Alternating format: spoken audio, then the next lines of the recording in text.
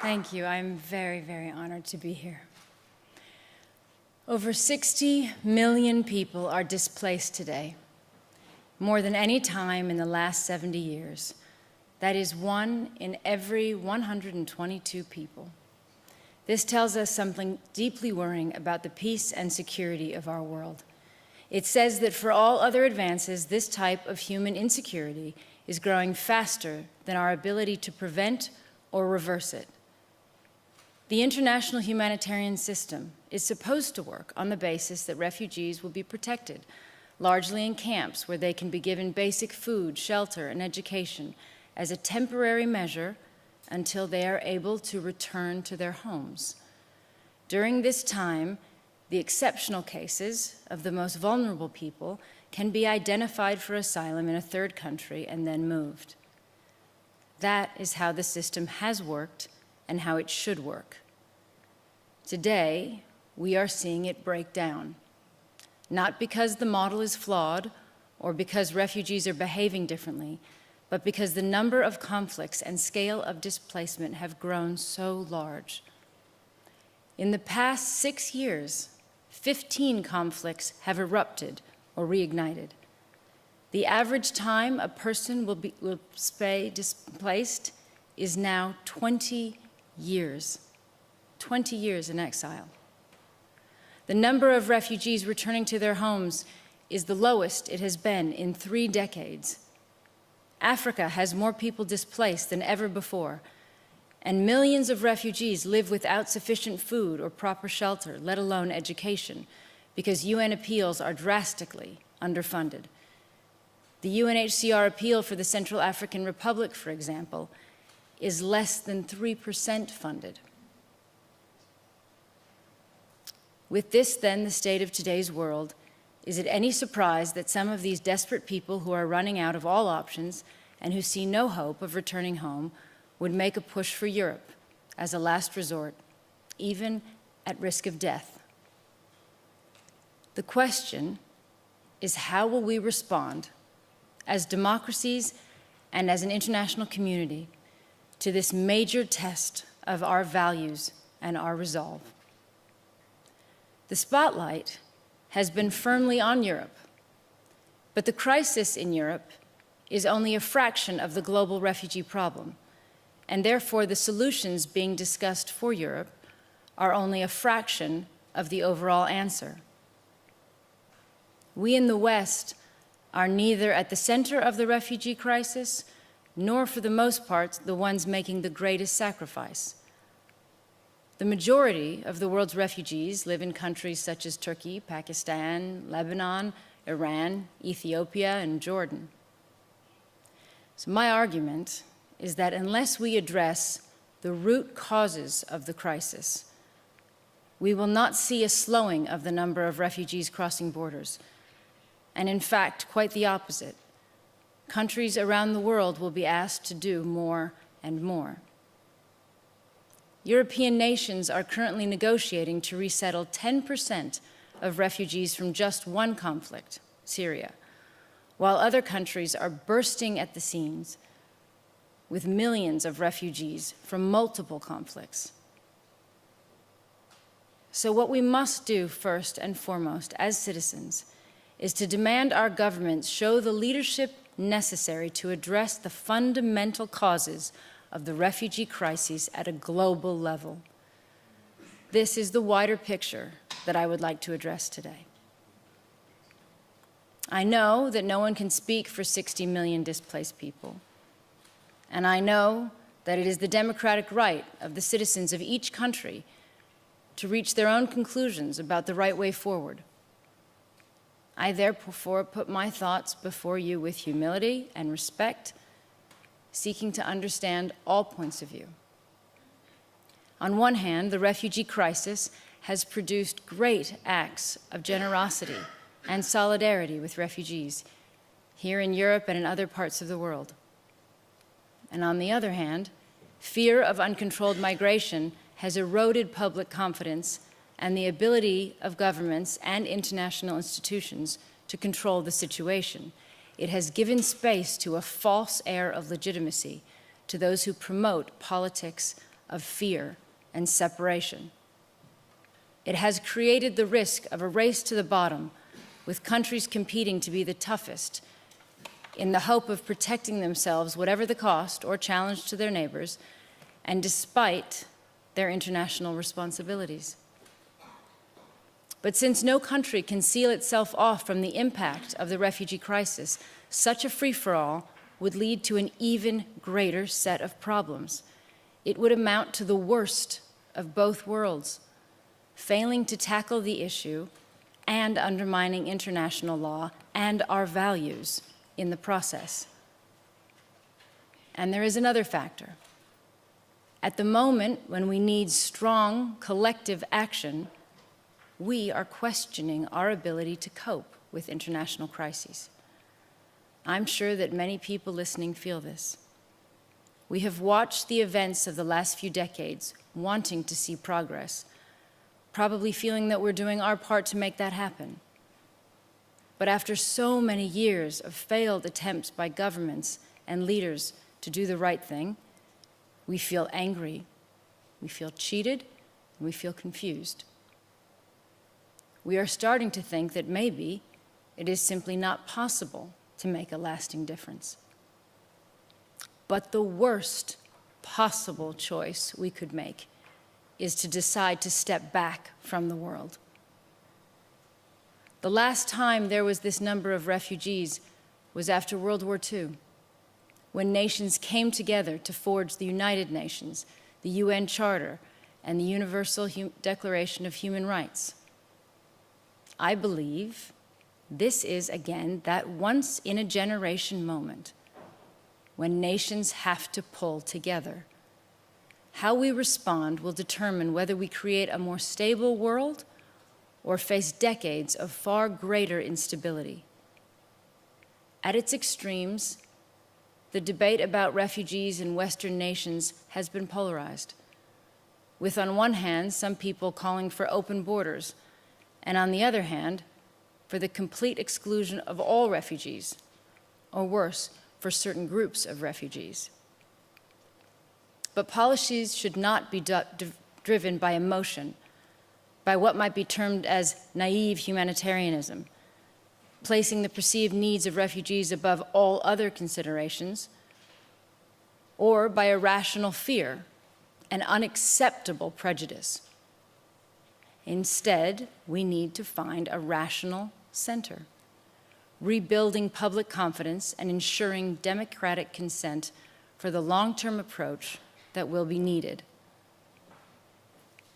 I believe each government should make a new compact with its people, setting out what their country can contribute, based on an objective assessment of the needs of the available resources and the capacity of local communities to absorb certain numbers of refugees where that is appropriate.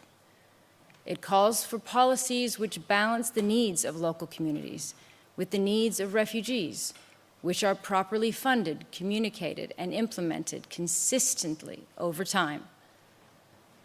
The point is, every country must do its fair share, and no country can abdicate its responsibility. I suggest this should be based on 4 principles. First, it is not wrong for citizens in any country faced with a sudden surge of people seeking refuge within their borders to want to know that there are strong processes in place to prevent law and order, to preserve and to protect their security.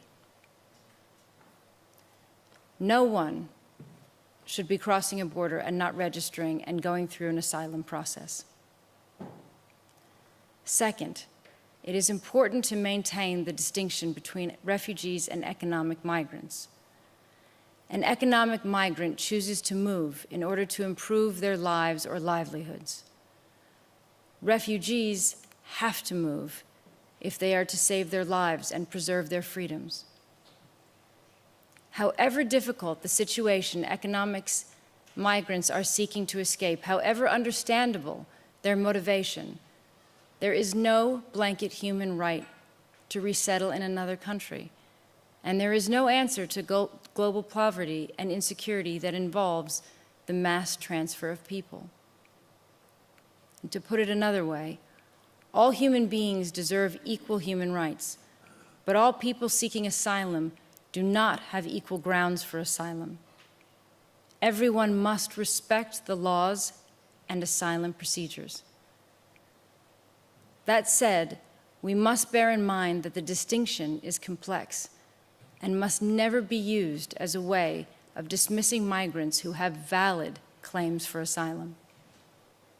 I would add that we would fail the basic test of humanity if we discriminate between refugees on the basis of religion, race, or ethnicity. When I meet a refugee, I do not see a Muslim refugee or a Christian refugee or a Yazidi. I see a mother or a father, a son or a daughter, a person with an equal right to stand in dignity on this planet. Populations uprooted are the future of their countries. These are decent families registering and waiting peacefully for a chance to return home, and the majority of them are women and children.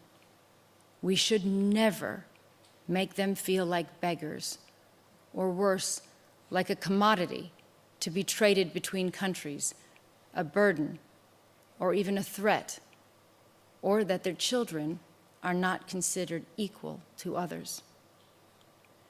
Nobody wants to be a refugee. Nobody deserves to be a refugee.